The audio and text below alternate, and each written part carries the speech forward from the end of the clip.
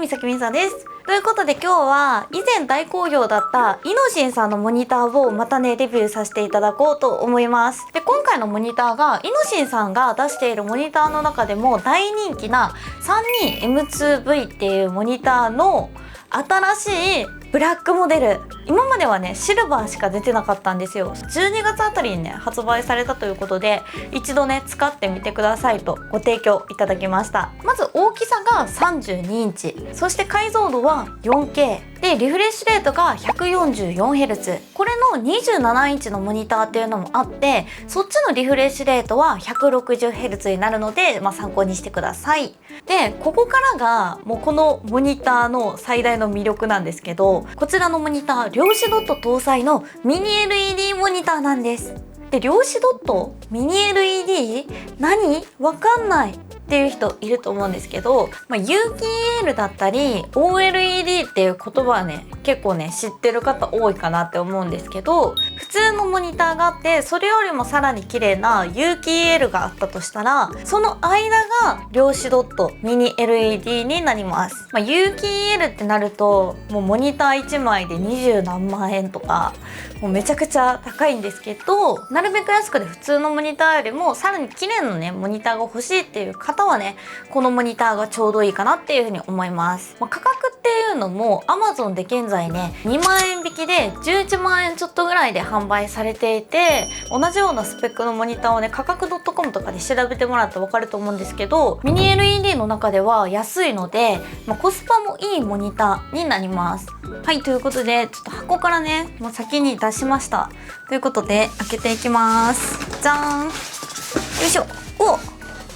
おお、32インチだからやっぱり大きい。 FPS ゲームとかにはあまり向いてないかな。 RPG ゲームだったり、そういったのをねもう迫力あるでっかい画面でね遊びたいよね。ちょっとモニター見るの後でその他の部品っていうのを先にね見たいと思います。モニタースタンドの土台ですね。まずこんな感じで土台になる部分ですね。めっちゃ変わってる形が。結構手前の方まで来ちゃうような土台やな。ちょっとデスクの奥行きが狭い人は邪魔になる可能性があるかな。これつけてみよう。この土台部分をくっつけて、このネジを回すとスタンドはこんな感じで、その他 AC アダプターなんですけど、ザン AC アダプター結構ねでかいです。私の手よりもでかい。で、ケーブル類がねめっちゃ入ってる。びっくり。まずはこの AC アダプターで使うケーブルと HDMI のケーブルが1本、ディスプレイボードのケーブルが1本、そして Type-C to Type-C のケーブルが1本。Type-C まで入ってるの嬉しいですね。そして今回のモニターっていうのがモニターの後ろ側に USB がね Type-A だったり Type-C だったりついてるんですけど、それを使えるようにするケーブル USB のケーブルが1本ついてます。ケーブルたくさん入ってるの嬉しい。じゃあモニターにモニタースタンドつけていきます。ここめくって、ここの部分にこのモニタースタンドのここのね爪の部分を入れ込んでカチッとするだけ。これでつきました。はい、ということでモニターの電源つけてみました。こんな感じなんですけど、めちゃくちゃ広く綺麗じゃない？色域も広いっていうのもあってすごい色も鮮やかで、普通のモニターに比べてやっぱり明るいところはしっかり明るくリアルに近い映像で楽しめるし、4K モニターなのでサブモニターとしてもね活躍するようなモニターです。下側が1センチちょっとぐらいかなあって、ちょっと分厚めなんですけど、このベゼルの部分と非表示領域がとても狭いのでデスクに置いた時の見た目っていうのもいい。このモニタースタンドの可動域なんですけど、これが一番上に上がっている状態で、ここから下げることができます。結構硬いかも、ここは。そして左右に首を振ることもできて、そして上下に首を振ることもできて、ちなみに右左にもねちょっと傾きます。イノシンのモニターね安いんだけど、こんな感じでちょっと映えるような光るモニターっていうのが結構多いです。で、ここの色をなんかグレーシルバーの27インチのモニターは変えれるみたいなんですけど、変え方はねちょっと私は分かんない。メニューのどこにあるのかちょっと分かんないんだよね。もし知ってる人おればねコメント欄で教えてください。そしていくつかカラー設定っていうのがあるので紹介します。 FPS モード、モバアリーナモード、ムービーモード、リーディングモード、ナイトモード、ケアライズモード、sRGB モード、アドビモード、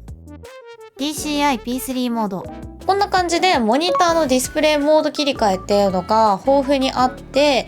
ゲームだったり映像だったりクリエイティブ系も全てこなせるっていうところもいいところなんですけど、他にもメリットっていうのもあって、有機 EL のデメリット、ずっと同じ画像を表示することによって起こる焼き付けっていうのを気にしなくていいっていうのがミニ LED のメリットかなっていうふうに思います。で、今回のこのモニターっていうのが今までのと違って光センサーっていうのを搭載してるみたいで、このディスプレイの明るさをね自動で調節してくれるっていうモードがついています。次に紹介するのは、このモニターはスピーカーが搭載されています。どれぐらい綺麗なのかを聞いていきたいと思います。